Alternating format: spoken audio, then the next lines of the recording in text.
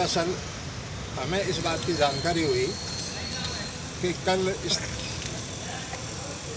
Social media में Rajasthan government स्थानीय निकाय का एक ऑर्डर अधिसूचना जारी हुई थी। उसमें ये लिखा था कि ग्राम दुक्कोसी को नगर पालिका बासनी में शामिल किया गया है।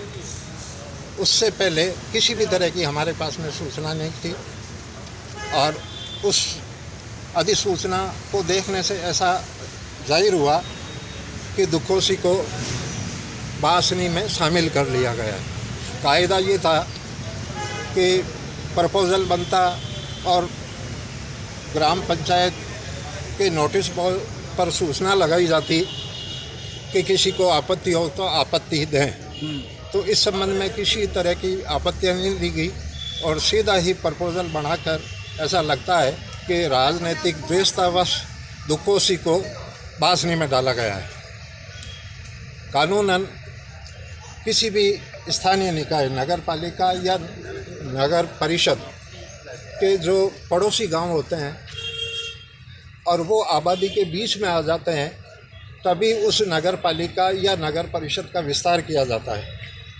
ग्राम दुक्कोसी जो है वो नागौर शहर की आबादी से घिर चुका है।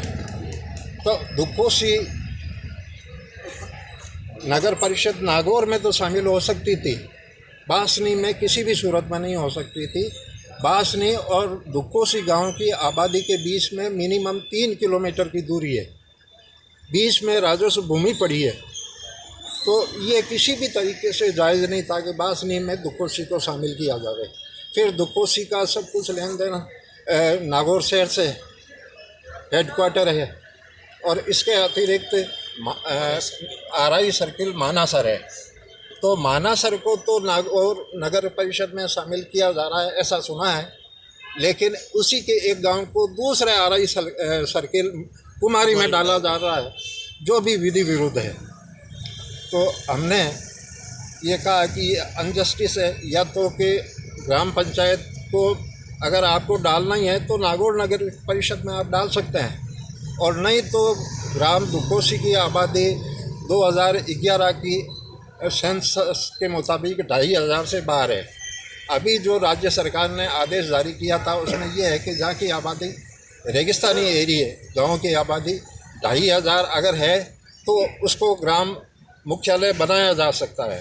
तो इस लिहाज से भी दुक्कोसी पंचायत हेडक्वार्टर के लिए सक्षम था और हकदार था। तो इन सारे जो हमारे अधिकार हो सकते हैं उस पर कुठाराघात हुआ है।